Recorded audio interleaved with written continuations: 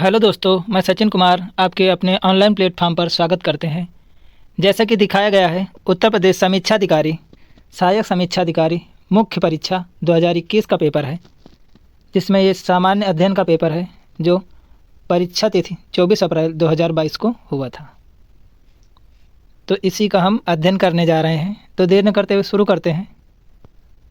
पहला क्वेश्चन क्या है?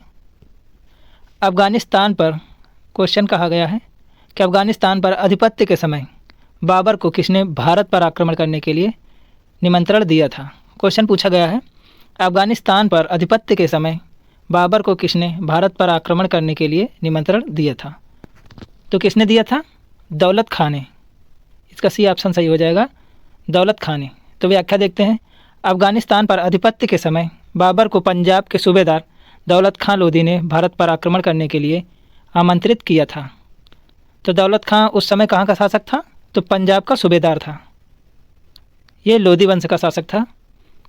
वास्तव में दौलत खां की सोच यह थी कि बाबर भी तैमूर की तरह भारत को लूटकर वापस अपने देश चला जाएगा, जिससे इब्राहिम लोधी की स्थिति कमज़ोर होगी, जिसका लाभ उठाकर वह अपनी स्थिति मजबूत कर सकता है। क्वेश्चन क्या पूछा गया है? अफ़गानिस्तान पर आधिपत्य के समय बाबर को किसने भारत पर आमंत्रण करने के लिए निमंत्रण दिया था। तो किसने दिया था? दौलत खां ने। अगला क्वेश्चन क्या है? अगला क्वेश्चन पूछा गया है, death in Banaras.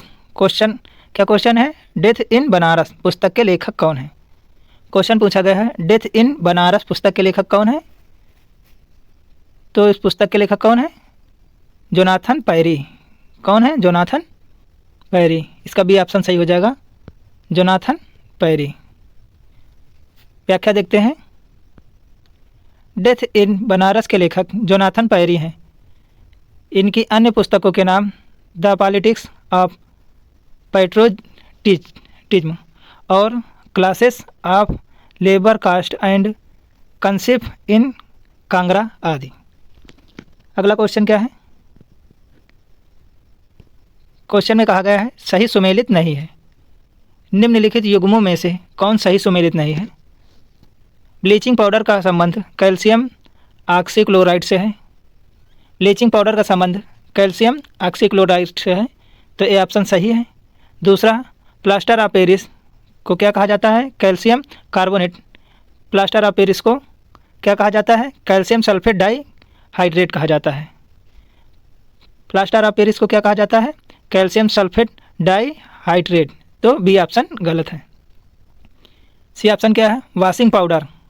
Washing powder का रासायनिक नाम क्या है? Sodium carbonate. और बेकिंग सोडा का रासायनिक नाम क्या है? Sodium by carbonate. तो इसका ऑप्शन कौन सा सही हो जाएगा? बी ऑप्शन सही हो जाएगा, यही सुमेलित नहीं है। व्याख्या देखते हैं। सही सुमेल इस प्रकार है। ब्लीचिंग पाउडर का रासायनिक नाम क्या है? Calcium oxychloride. ब्लीचिंग पाउडर का रासायनिक नाम क्या है? Calcium oxychloride. Plaster of Paris का रासायनिक नाम क्या है? Calcium sulphate dihydrate. क्या है? Calcium sulphate dihydrate. और वॉशिंग सोडा का रासायनिक नाम क्या है? Sodium carbonate. क्या है? Sodium carbonate. और बेकिंग सोडा का क्या नाम है? रासायनिक नाम क्या है? Sodium bicarbonate. अतः बी सुमेलित नहीं है। तो इसका आंसर कौन सा सही होगा? B option. अगला क्वेश्चन देखते हैं। काफ़ी अच्छे क्वेश्चन पूछे गए थे। अगला क्वेश्चन क्या है? सूची 1 को सूची 2 से सुमेलित कीजिए और सूचियों के नीचे दिए गए कोड से सही उत्तर चुनिए।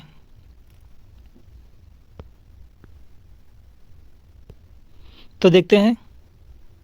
एक तरफ ऑस्ट्रेलिया के प्रांत हैं और दूसरी तरफ उनकी राजधानी शहर है। पूछा गया है, पहला ऑप्शन क्या है? New South Wales. New South Wales की राजधानी क्या है? तो न्यू साउथ वेल्स की राजधानी क्या होगा? सिडनी होगी। क्या होगी? सिडनी। क्वींसलैंड की राजधानी क्या होगी? क्वींसलैंड की राजधानी क्या होगी? ब्रिस्बेन। क्या होगी? ब्रिस्बेन। विक्टोरिया की राजधानी क्या होगी? विक्टोरिया की राजधानी क्या होगी? मेलबर्न। क्या होगी? मेलबर्न। तो इसका सी का कौन सा ऑप्शन सही होगा? चौथा। और पश्चिमी ऑस्ट्रेलिया का पर्थ होगा। क्या होगा? पर्थ। तो इस तरह कौन सा ऑप्शन सही हो जाएगा? सी ऑप्शन सही हो जाएगा, 2143। न्यू साउथ वेल्स की राजधानी क्या है? सिडनी हो गई। न्यू साउथ वेल्स की राजधानी सिडनी हो गई। और क्वींसलैंड की राजधानी क्या होगी? ब्रिस्बेन। क्वींसलैंड की राजधानी क्या होगी? ब्रिस्बेन। और विक्टोरिया की राजधानी क्या होगी? मेलबर्न। और पश्चिमी ऑस्ट्रेलिया की राजधानी पर्थ होगी। देखते हैं व्याख्या, देखते हैं इसकी। न्यू साउथ वेल्स की राजधानी क्या है? सिडनी होगी। और क्वींसलैंड की राजधानी क्या होगी? ब्रिस्बेन। विक्टोरिया की राजधानी क्या होगी? मेलबर्न। और पश्चिमी ऑस्ट्रेलिया की राजधानी पर्थ होगी। अतः विकल्प सी सही है। अगला क्वेश्चन, इसमें भी सूची फर्स्ट को सूची सेकंड से मिलाना है। एक तरफ संगठन दिए हुए हैं और उनकी स्थापना वर्ष दिए हुए हैं। तो देखते हैं।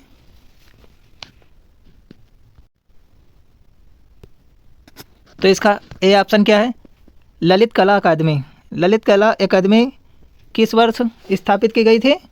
तो किस वर्ष? 1954 में। ललित कला अकादमी की स्थापना 1954 में की गई थी। तो ए का कौन सा होगा? पहला ऑप्शन। संगीत नाटक अकादमी की स्थापना कब हुई थी? 1952 में। संगीत नाटक अकादमी की स्थापना 1952 में हुई थी। राष्ट्रीय नाट्य विद्यालय की स्थापना कब हुई थी? 1962 में। कब हुई थी? 1962 में। और डी ऑप्शन क्या है? सांस्कृतिक संसाधन एवं प्राधिकरण केंद्र की स्थापना कब हुई थी? तो 1989 में। कब हुई थी? 1979 में। कब हुई थी? 1979 में। सांस्कृतिक संसाधन एवं प्राधिकरण केंद्र की स्थापना कब हुई थी? 1979 में। अगला क्वेश्चन क्या है? अगला क्वेश्चन देखते हैं, इसका व्याख्या देख लेते हैं। ललित कला अकादमी की स्थापना कब हुई थी? 1954 में। ललित कला अकादमी की स्थापना 1954 में। संगीत नाटक अकादमी की स्थापना 1953 में हुई थी। राष्ट्रीय नाट्य विद्यालय की स्थापना कब हुई थी? 1962 में। और सांस्कृतिक संगठन संस्थान एवं प्राधिकरण की स्थापना 1979 में। कब हुई थी? 1979 में। विकल्प में संगीत नाटक अकादमी की स्थापना, संगीत नाटक अकादमी की स्थापना वर्ष 1952 दिया गया है। अगला क्वेश्चन क्या है? अगला क्वेश्चन पूछा गया है, निम्नलिखित बाघ अभयारण्य अर्थात टाइगर रिजर्व में से कौन सा मध्य प्रदेश में स्थित नहीं है? क्वेश्चन पूछा गया है, निम्नलिखित टाइगर रिजर्व में कौन सा मध्य प्रदेश में स्थित नहीं है? तो इनमें से कौन सा मध्य प्रदेश में स्थित नहीं है? अमनगढ़। अमनगढ़ मध्य प्रदेश में स्थित नहीं है। अमनगढ़ अभयारण्य किस राज्य में स्थित है? अमनगढ़ अभयारण्य किस राज्य में स्थित है? तो यूपी में स्थित है। कहाँ? यूपी में। बाकी बांधवगढ़, कान्हा, संजय दुबरी ये सभी मध्य प्रदेश के अभयारण्य हैं। अगला क्वेश्चन क्या है? अगला क्वेश्चन पूछा गया है, निम्नलिखित में से कौन सा कोयला आधारित बिजली संयंत्र उत्तर प्रदेश में स्थित है? क्वेश्चन पूछा गया है, निम्नलिखित में से कौन सा कोयला आधारित बिजली संयंत्र उत्तर प्रदेश में स्थित है? तो कौन सा संयंत्र उत्तर प्रदेश में स्थित है? दादरी और सिंगरौली। तो इसके दूसरा और तीसरा ऑप्शन सही होगा, दादरी और सिंगरौली। तो इस तरह कोड लेखन में कौन सा ऑप्शन सही हो जाएगा? 2 और 3। इसका भी ऑप्शन सही होगा, 2 और 3। देखते हैं व्याख्या में क्या दिया गया है। दादरी और सिंगरौली उत्तर प्रदेश में स्थित कोयला आधारित बिजली संयंत्र हैं। क्या है? कोयला आधारित बिजली संयंत्र हैं। डार्लीपाली उड़ीसा और विंध्याचल मध्य प्रदेश में स्थित है। डालीपाली उड़ीसा और विंध्याचल मध्य प्रदेश में स्थित है। उत्तर प्रदेश में एनटीपीसी की कोयला आधारित बिजली संयंत्रों की संख्या कितनी है? 5 है, जो क्रमशः सिंगरौली, दादरी, रिहंद, फिरोज गांधी, ऊंचाहार, टांडा में है। कोयला आधारित एक बिजली संयंत्र मेजा में है, जो संयुक्त। अगला क्वेश्चन क्या है?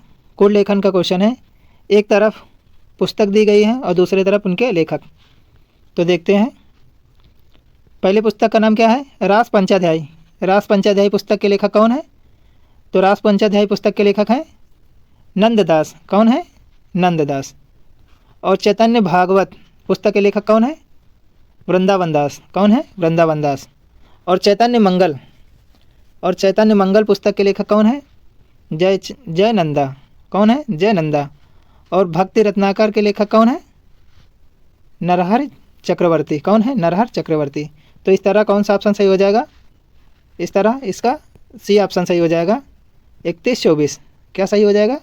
3124। व्याख्या में देखते हैं, रास पंचाध्यायी पुस्तक के लेखक कौन है? नंददास। रास पंचाध्यायी पुस्तक के लेखक कौन है? नंददास।